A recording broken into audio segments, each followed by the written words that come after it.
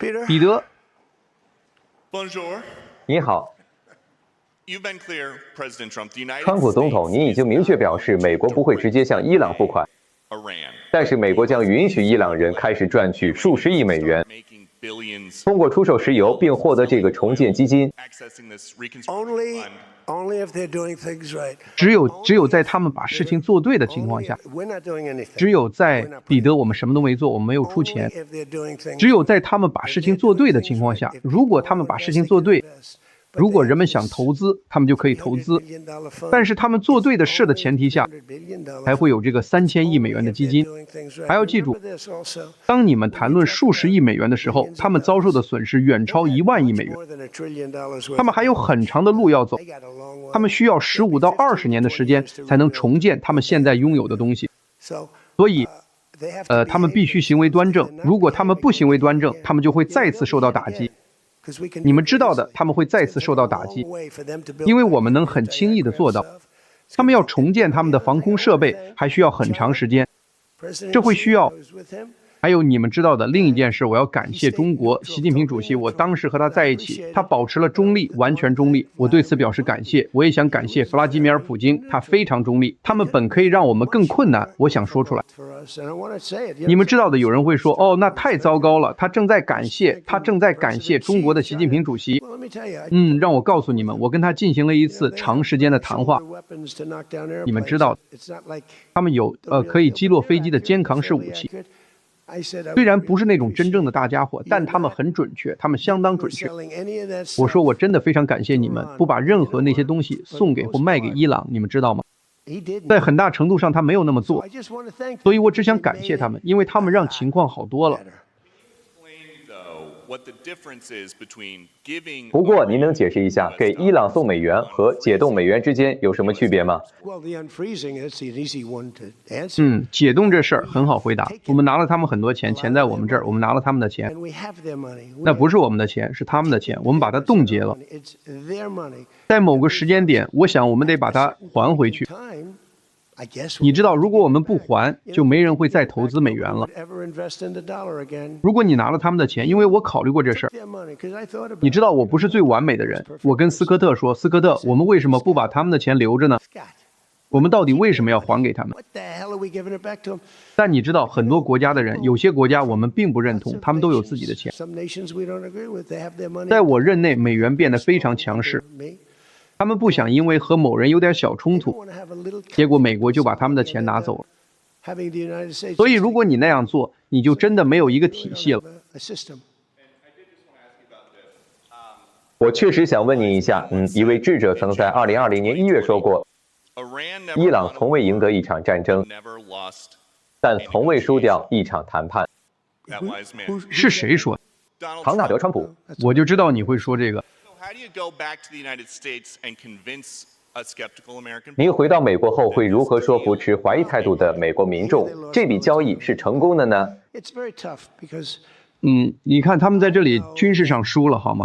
这非常艰难，因为我知道无论如何，顺便说一句，如果我再拖3到4周，那些批评我的人会说他拖得太久了，他本应该，你知道的，无论如何，如果他们举起白旗投降，如果他们说赞美真主，唐纳德·川普是有史以来最伟大的总统，我们完全承认，我们完全放弃，这场战争结束了，我们失败了。纽约时报和有线电视新闻网以及其他几家媒体，他们并非都那么诚实，他们会说伊朗取得了巨大的胜利，好吗？他们实际上就是这么做的。你知道，当我们击沉了他们的最后一艘船时，这很令人惊讶，他们有159艘船。当我们击沉最后一艘船时，纽约时报拒绝报道这件事。我说你们为什么不？他们没有海军，你们不想报道；他们没有空军，你们不想报道。我们需要一个公平的媒体。这就是为什么他们都做得如此糟糕，因为他们失去了信誉。当我以压倒性优势获胜，而我却有93%的负面报道时，他们把关于我的好新闻变成了坏新闻。但发生这种情况的唯一原因，是因为他们如此缺乏媒体的信誉如此之低，以至于人们投票给了我。电视网的93%的报道，美国广播公司很糟糕。我认为美国广播公司是最差的，全国广播公司很糟糕，哥伦比亚广播公司也很糟糕，有线电视新闻网很明显。我从来没有得到过好新闻，无论我做什么，我能做最伟大的事情。我也不会得到关于这方面的好新闻，我会从公平的媒体那里得到，我会从世界各地得到，他们写得很好，但无论我做什么，我都会得到负面报道。我知道的。现在如果我做相反的事情，如果我出去继续轰炸他们，再轰炸4次，只是把他们炸个稀巴烂，我也会得到负面报道。不，我什么也做不了。但这笔交易的作用是它允许船只通行。如果我们继续轰炸，那些船只就无法通行。那可是每天5亿、6亿、7亿美元，这是很多钱，很多钱。这就是为什么世界需要流动。另外，我们大约4周内就会耗尽储备。你知道，世界各地都有储备，我们真的会耗尽，到时候你将无法得到它。你想看到混乱吗？所以，对于那些所谓的天才，那些想向我展示他们有多聪明的人，问问他们为什么没有炸死苏莱曼尼将军，去问问那位将军和另外几个我非常喜欢的人。但是天哪，他们错了。请继续。谢谢你，彼得。彼得，我本想给你更多时间，但人们会说我太偏爱你了。晚上好，总统先生。你们知道，我上任第一天，他就问了我大概7个问题，我都回答了。他说：“这是真的吗？”他一次会议上回答的问题比乔拜登4年回答的都多。好的，你们知道我不会让你们惹麻烦的，但那确实是你们说的。请继续。晚上好，总统先生。在《交易的艺术》一书里，您写到了影响力的重要性。显然，在伊朗问题上，您有很多的影响力，无论是军事上还是通过经济制裁。总统先生，在以色列和真主党的问题上，您有什么影响力来确保他们遵守停火协议呢？我认为我们有影响力，我们确实有。伊朗现在必须表现好，他们必须守规矩。我们可能会提供帮助。那是一个小得多的冲突，这个冲突本应该结束的。我很惊讶它持续了这么久，而且它是一个小得多的，但是我们有很多影响力。我们有，听着，我们拥有世界上最强大的军队，我们拥有最强大、最有力的。看看那次封锁。顺便说一句，那次封锁比我们向伊朗投下10亿美元炸弹的所有轰炸行动都更具影响力。那次封锁太不可思议了，海军封锁，海军上将，整个行动没有一艘船通过，这意味着没有资金通过，他们完蛋了，他们没有钱，他们的通货膨胀率是250%或300%，他们没有钱，我们有巨大的影响力。例如，我们有经济影响力，我们会把这事儿办好。那是个小问题，我们会和以色列合作把它解决掉。但是，我希望把它办好。我的意思是，那里有人居住，建筑物被炸毁在他们头上或者旁边。你愿意住在那里吗？这太不公平了，尤其是贝鲁特。你知道，你走进贝鲁特，我看了前天或者昨天他们袭击的现场，那是一次重大的打击。在我看来，那没有必要。好的，请说。2个问题，您能否澄清一下您刚刚说的一些话？您说史诗怒火行动的目标之一是……大点声。抱歉。您说史诗怒火行动的目标之一是摧毁伊朗的弹道导弹及其制造更多导弹的能力。为什么现在你觉得他们保留一些这种能力是可以接受的，而且伊朗是……他们保留了什么？他们保留了什么呢？他们现在拥有的导弹比其他国家要少，我们大概摧毁了他们84%、85%的导弹，其余的都在地下，他们甚至都拿不出来。你知道前几天晚上的袭击，我想是在第一晚，我们摧毁了他们数百枚的导弹。实际上，我们无意中击中了一个区域，然后你知道，你可以看到炸弹爆炸的时候，然后你看到一个看起来像是哇发生了什么。很多的导弹被摧毁了，但是你要怎么做？我们再花2个星期，然后给他们现在不想发射导弹，他们将很难重建，而且中东的民众，你知道，如果人们想要投资，再说一遍，他们根本不必投资，但是如果他们确实想投资，它确实有石油，它确实可能有一个未来。但这将需要很长的时间。但是你要让9000万的民众饿死吗？我的意思是，我非常关注的一件事是，他们有海水淡化厂，非常好的那种。我可以在5分钟内摧毁他们，就像我摧毁了 Cargill 一样，我摧毁了除了石油以外的一切。它是如此的彻底，唯一剩下的就是输送石油的管道，因为我不想破坏世界市场。因为有很多的钱牵扯其中。我不想那么做，不做那件事会非常容易，极其容易，而且我会满足10%的民众的愿望，但那会是错误的事情，而且它可能会导致一场国际性的经济萧条，也可能不会。伊朗一直都说他们的核计划是用于民用目的的。如果他们在签署这份协议之后，说他们想继续拥有一个民用核计划，这对你来说是可以接受的吗？我一直对他们说，我说你们看，你们拥有可能是世界上第3大的石油储量，你们到底为什么需要核能？你们需要核能是为了发电吗？所以我一直都是这么认为的，所以我们在这方面一直都非常强硬。不过你们也知道，这也有点难办。当你说有人想要它的时候，其他国家有，其他邻近的国家也有，而你却不让他们为了发电之类的目的而拥有它，这总是有点棘手。你们必须用一点常识。纽约时报，请。谢谢你，总统先生。既然您正与伊朗的冲突进入一个新阶段，您现在能否说明，对于战争第一天造成100多名儿童死亡的学校袭击事件，您是否会追究您政府中任何人的责任？不会。如果那是一个错误，而且如您所知，那正在调查中。在这个阶段被问到如此一个奇怪的问题，谈论的是很久以前的事了，但是没有人是故意那样做的。我想您得说说他们用汽车炸弹炸死了数千名士兵，那又怎么说？数千名被伊朗政权杀害的人，那又怎么说？错误是会发生的，战争是残酷的。但是我知道那正在调查中，我明天就可以给您一份报告，或者我会问皮特赫格塞斯那个问题，因为他们正在调查。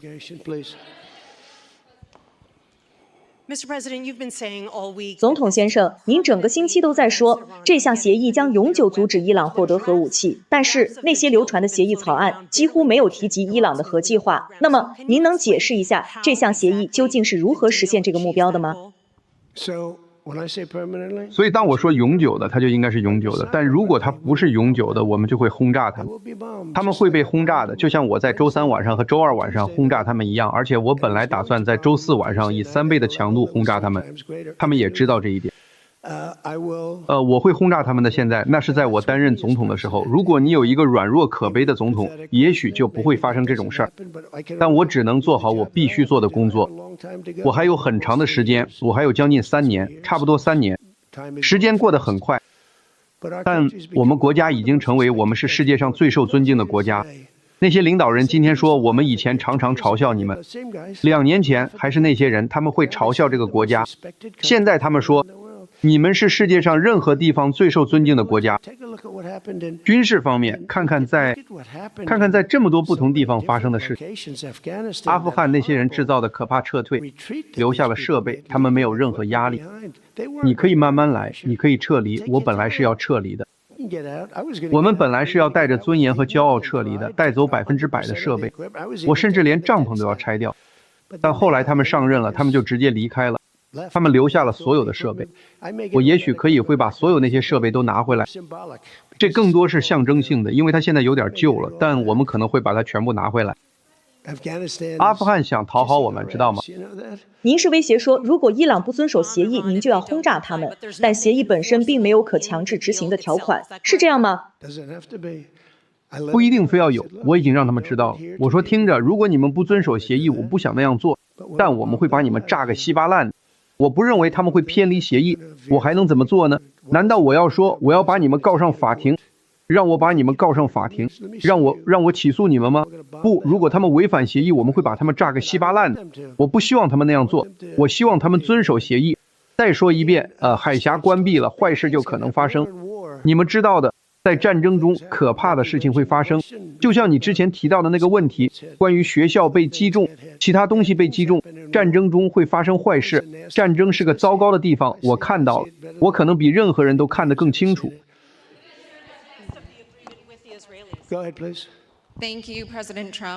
谢谢您，川普总统。油价现在正在暴跌，您认为这项协议将如何进一步影响美国的能源价格和美国经济的长期发展？还有，其次，总统先生，您认为副总统 J.D. 万斯昨天在观点节目上的表现如何？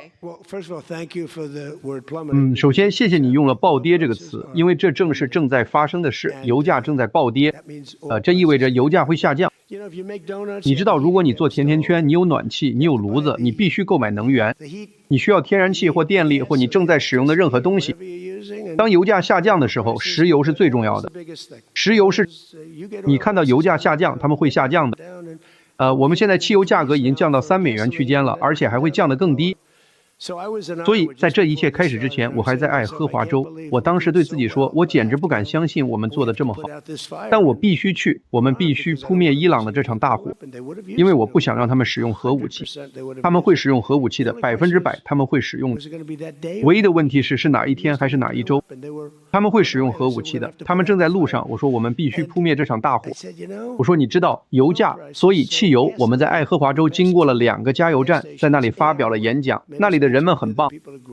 我以巨大的优势赢得了选举。我爱那里的人们，农民们。我们经过了2个加油站，一个是1美元85美分，一个是1美元91美分。现在那是爱荷华州，但我的意思是，加利福尼亚州有他们征收的那些疯狂的税，你知道的，加利福尼亚州的税。但是，油价降到了2美元。我敢说，在2美元到2美元50美分之间，而且还在进一步下降。我们本来会有一个很好的发展，但是我们进行了一次小小的旅程，去了那个叫做伊朗伊斯兰共和国的地方。我们把他们炸得稀巴烂，现在他们永远不可能拥有核武器了。现在油价确实发生了一些扰动，但我必须说，这比任何人想象的都要少得多。油价从未高到每桶350美元，它只涨到了115、120美元。油价从未接近那个数字。还有一件事，我以为股市会下跌25%或30%，但1周前，在我们来这里之前，股市比我们冲突开始时还要高。这说明我们有一个非常有韧性的经济，我们拥有有史以来最强劲的经济。现在，可负担性这个词是一个假词，是民主党人编造出来的。之所以是假的，是因为他们编造的，因为我接手的时候就是这些价格。当我举行第一次新闻发布会，第一天，民主党人就开始大喊可负担性，他们大喊可负担性，可负担性。我说那是什么意思？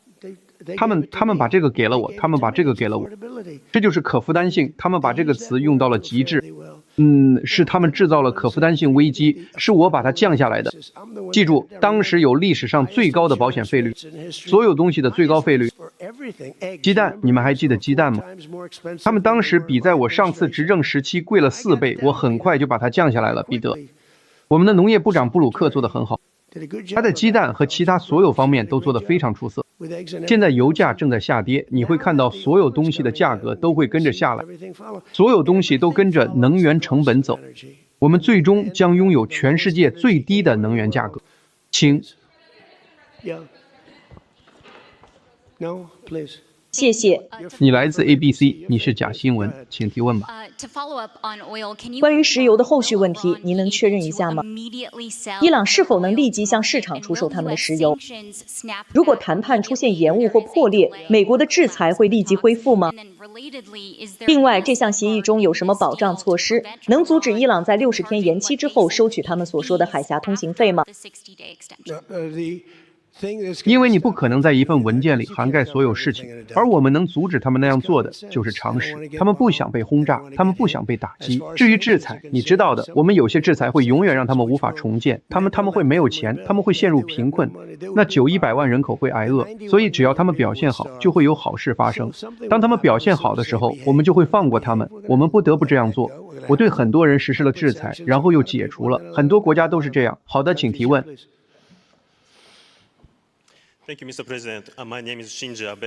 谢谢您，总统先生。我的名字是新蒋安倍，我是日本读卖新闻社的驻华盛顿记者。我的问题是关于霍尔木兹海峡的。您有没有要求其他7国集团国家派遣军事力量？您具体对日本有什么要求？你来自哪里？我来自日本。还有关于军事支持。我刚刚和你们的首相告别，日本做得非常的好。我得告诉你们，他是我的头号粉丝，他认为我做得非常的好。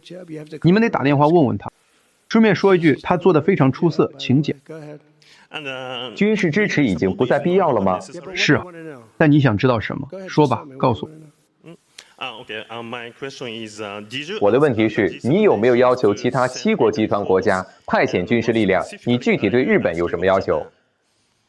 派遣空军？为什么？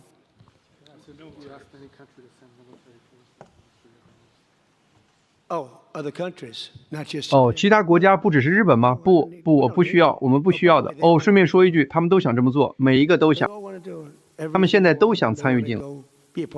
不是在战争进行的时候，我有点失望。英国，我说你知道的，如果你能派船，我没有强行推销，但我说如果你能派一些船来，那就太好了。然后首相说，先生，战争一结束，他们就会到。我说他刚才真是这么说的吗？我简直不敢相信，真的。日本已经表示愿意参与，但我的意思是，老实说，日本在战争期间并不愿意参与。我问他们，我说你们想稍微参与一下吗？我没有强行推销，但他们说不，我们不想参与，没有人参与。我们是和以色列以及那些受到袭击的阿拉伯国家自己做的，他们是出乎意料的受到袭击的。是的，请说。非常感谢您，总统先生。关于巴西的问题，我想知道，在埃维昂的7国集团峰会期间，您和巴西总统卢拉的互动怎么样？您有没有谈到美国对巴西的新关税？您有没有谈到美国将犯罪团伙认定为恐怖分子的问题？是的，我们谈了。我实际上和他相处了很长时间，而且，这个国家在政治上变得有点乱，对吧？政治上有点危险了。你是在说巴西吗？是的。是的，情况一直很混乱。我听说他们今天逮捕了一个正在竞选公职的人，我是在我们离开后才发现的。我刚刚才和他告别，然后我就听说他们逮捕了博索纳罗的儿子。他在民调中表现得很好，他们逮捕了他，因为他在德克萨斯州发表了一个声明，他们逮捕了他，或者他们想逮捕他，他们已经发出了逮捕他的通缉令，他们行事相当强硬，但没有人比美国更强硬。听着，我们的选举完全是被操纵的，我们的选举是被操纵的。后面那位请。是的，先生，请提问。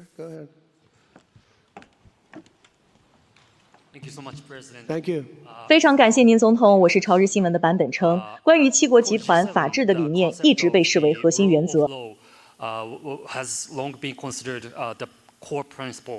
During this summit, any of the leaders expressed any concerns on the 在这次峰会期间，是否有任何领导人对袭击伊朗可能违反国际法表示担忧？不，实际上恰恰相反，他们觉得伊朗非常危险，他们大大的松了一口气，因为他们也可能受到伊朗打击的。他们大大的松了一口气。不，我们从未讨论过那个。他们不，情况恰恰相反，伊朗违反了法律，他们杀害了数千人，他们杀害了我们数千名士兵和数十万人。是的，请继续。